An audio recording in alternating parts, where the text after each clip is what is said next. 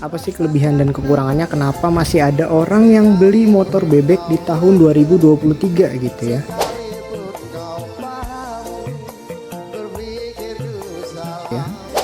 Ini motor udah gue pakai sekitar 3 bulan lebih, dan ini bukan motor gue tapi motor saudara gue.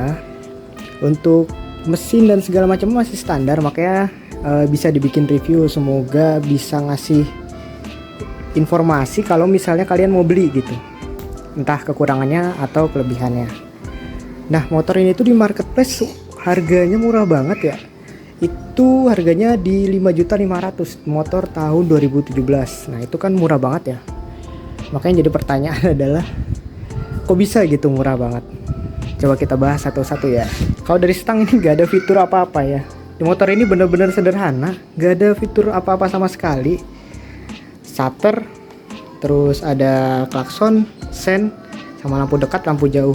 Speedometernya semuanya full analog, tapi lebih bagus analog sih, jadi gak gampang rusak. Paling udah diganti nih ya, spionnya harusnya nggak kayak gini, sama handle-nya, sama lampunya dia udah ganti LED.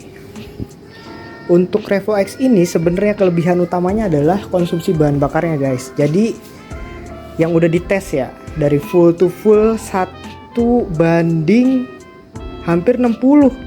Bayangin aja nih, 1 liter bisa 60 km. Nah, pantas ya motor itu dipakai sama para kurir ataupun ya tukang ojek online lah. Nah, untuk mesinnya dia 110 cc menggunakan injeksi ya. Nah, ini throttle bodinya di sini. Dan untuk mesin ya rasanya ya konsumsi bahan bakar seirit itu. Emang ini motor nggak ada larinya sama sekali gitu. Cuma bisa mentok paling di 80 km per jam. Itu juga udah susah ngambil ya. Padahal dia udah pakai gear ukuran 35 ya. Dan di motor 110 cc harusnya gear 35 itu udah bisa ngebantu buat naikin top speed ya. Tapi mungkin karena dia dibikin seirit itu cuma 1:60 ya, maka dia ngorbanin top speed atau RPM atasnya benar-benar nggak ada enak-enaknya ya. Kelebihannya berarti ini motor irit banget 1:60. Jadi kalau misalnya kalian cuma ke kantor tuh 30 kilo ya, kalian cuma habisin 5.000 sehari gitu. Ini motor karena basic banget, sebasic-basicnya, tapi udah dikasih rem cakram depan ya, nggak sebasic itulah. Terus kalau yang seri X udah pakai pelek racing sehingga kita bisa pakai ban tubeless. Terus juga belakang remnya masih tromol. Oh ya, untuk rasa berkendaranya dari suspensinya sih ya rasa-rasa Honda lah. Rasanya tuh melayang-layang gimana gitu, nggak enak.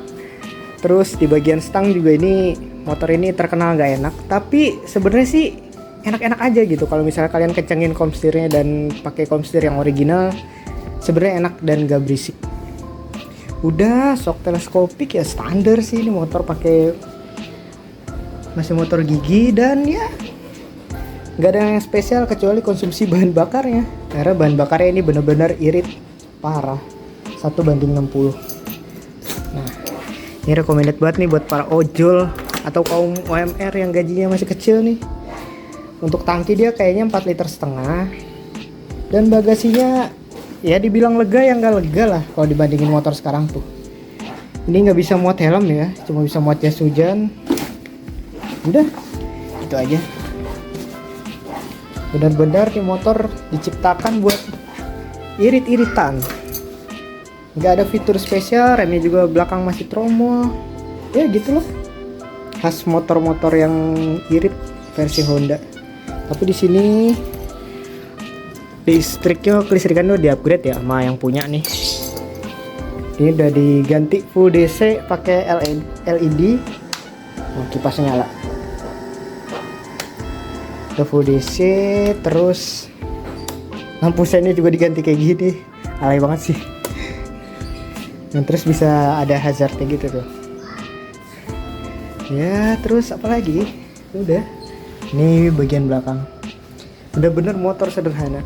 Jadi ini sebenarnya peruntukannya buat tadi tukang ojek online, terus kurir, ya sama yang gak mentingin fitur apa-apa di motor, yang penting motor cuma bisa jalan dan berhenti.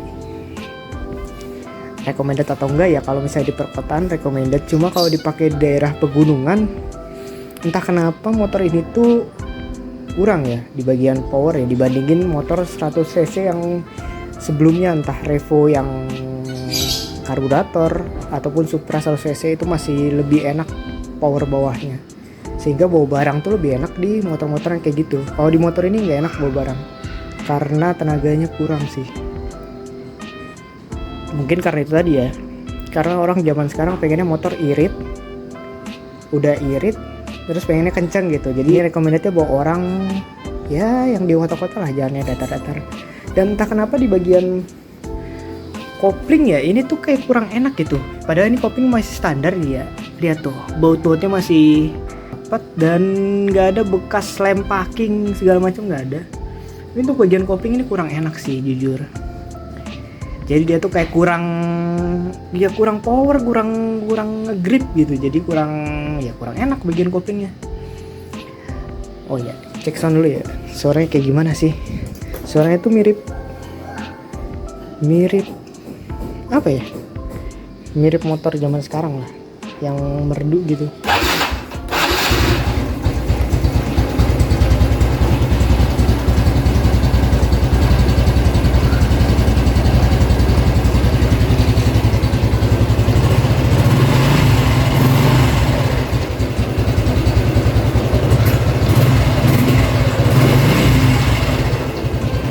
Ini udah berapa hari itu belum nyala, mungkin jadi berebet ya.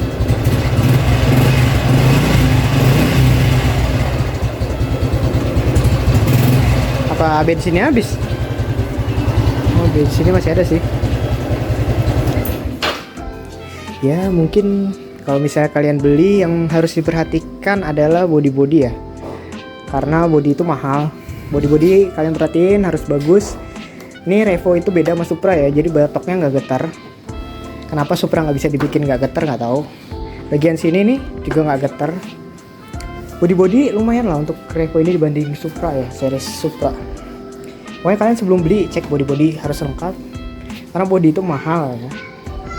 Terus semuanya harus dipastikan utuh, semuanya harus nyala dulu. Soalnya kalau misalnya kayak yang standar ya, kayak contoh lah, ini indikator bensin. Ini tuh kalau nggak hidup nih nyusahin. Kalau kecepatan ya nggak perlu lah, odometer juga nggak perlu. Yang penting indikator bensin, terus ya gigi hidup. Terus cek bagian stang sama komstir yang udah khas sama motor Revo ini, kelemahan dari lahirnya. Dicek masih enak apa enggak. Komstirnya sih murah, cuma benerinnya susah, mahal. Terus bagian mesin pastikan suaranya halus ya. Nih suaranya kayak gini. Ini suaranya masih halus banget ya.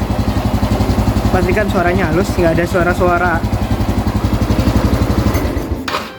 suara-suara aneh, entah di bagian head atau bagian boring. Untuk kopling juga suaranya harus ini ya. Untuk bagian bak kanan tuh harus, nah bak kanan nih nggak boleh ada suara cek. Nah kalau digas tuh suaranya aman gitu. Jadi kalau misalnya digas itu udah ada bunyi tek, itu berarti kampas gandanya udah habis ya, harus diganti sama mangkoknya. Ya sebenarnya sih itu perangkat murah kalau nggak ori ya, tapi masangnya mahal. Kalau dipasang sendiri bisa ya syukur, cuma kalau misalnya masang sendiri mahal. Terus cek juga ban itu lumayan mahal depan belakang. Terus sama cek juga bagian ya pelek ini juga mahal. Kalau ngeceknya sama kayak motor pada umumnya sih, untuk sok murah nggak perlu. Kalau misalnya rusak juga tinggal beli lagi, gampang lah. Ini 200 ribuan. Paling yang mahal itu sih bagian mesin sama body, harus bener-bener bagus. Rem juga ya diperhatiin ya, rem depan ini kalipernya lumayan nih. Yang ori gini tuh barunya lumayan mahal. Kalau kalian ganti aftermarket itu pasti rem gak bakal enak. Kalau ini mah bisa lah beli gampang tuh, banyak yang ini murah 200 ribuan. Kalau ini nih sayang gitu kalau harus beli baru. Terus pastikan bagian head atau mesin itu ya nggak ada rembes-rembes. Nah ini rembes-rembes kayak gini mungkin entah seal clap, entah packing, entah apa ya, pokoknya intinya kita harus pastiin ini benar-benar bersih dan gak ada rembes. Soalnya lumayan ya kalau misalnya ya sebenarnya sih seal clap cuma 5.000 itulah tadi, cuma kalian bisa nggak masangnya gitu. Seal clap kan susah di dalam. Itu tadi udah bagian mesin, perhatiin jangan sampai ada berisik. Ya udah kaki-kaki udah gitu doang ngeceknya sih, harusnya cepet ya. Oh sama bagian rangka ya, jangan sampai rangkanya udah ada yang keropos. Tapi untuk series Honda Bebek ya, yang kalau kita bareng-bareng di video ini sih nggak ada yang tanda-tanda keropos ya, nggak sama seperti series yang pakai rangka ESAF. Ini sih aman sih kalau dilihat ya, kayaknya sih nggak ada karat-karat ya. Tapi alangkah baiknya dicek juga bagian rangka, karena oh ini untuk knalpot nih yang keropos-keropos kayak gini sebenarnya kalian harus amplas terus belok lagi. Tapi kalau bisa sih ini yang bagus aja gitu nyarinya, karena emang ini bagian lahiran nih rawan banget buat karat. Hampir di semua motor zaman sekarang, nggak kayak motor zaman dulu. Motor zaman dulu lebih tahan karat sih. Ya paling itu aja, sisanya ya cek surat-surat. Pajak, kalau untuk pajak nih motor murah banget ya. Pajak platnya itu sekitar 400.000, kalau misalnya pajak tahunannya 200 ribuan untuk Bekasi. Begitu. Ya pokoknya intinya dicek lah semuanya. Yang kecil-kecil itu barangkali. Oh iya, sama mesin kalian harus perlu curiga ya kalau misalnya udah ada bekas bongkaran, kayak misal lem packing yang kelihatan gitu, lem packing atau baut-baut yang udah nggak segel, itu harus ditanya gitu sama pemilik sebelumnya ini habis diapain. Ya rata-rata paling sih kalau misalnya kalian ngambil motor kayak gini paling yang diganti bagian mesin yang sekarang udah berarti umurnya 5 tahun ya, paling itu klep, keteng, sama tensioner juga bisa jadi, itu harus diganti paling kalau di umur-umur segini. Kalau kopling sih jarang ya, harusnya untuk seri ini koplingnya masih bagus untuk 5 tahun kesini ya, kecuali udah di atas 10 tahun tuh kopling harus ganti. Udah ya, kalau gear mah murah lah, gear banyak juga copotan. Udah paling itu aja. Dan dengan motor secondnya semurah ini recommended. Tapi kalau buat di gunung nggak tahu ya, daerah pegunungan, daerah yang tinggi-tinggi kayak di Bogor gitu, yang bau tanjakannya susah, nggak tahu ya bagian koplingnya kuat apa enggak. Soalnya sih nggak bawa beban aja di umur yang ke 5 tahun ini koplingnya udah mulai nggak enak. Beda yang motor dulu tuh 15-20 tahun tuh baru ganti kopling. Ya begitulah Honda sekarang. Pasti bahannya itu ada yang dikurangi ya, bahan baku dasar dari pembuatan logam-logamnya pasti ada yang dikurangi, soalnya kualitasnya nggak sekuat motor dulu.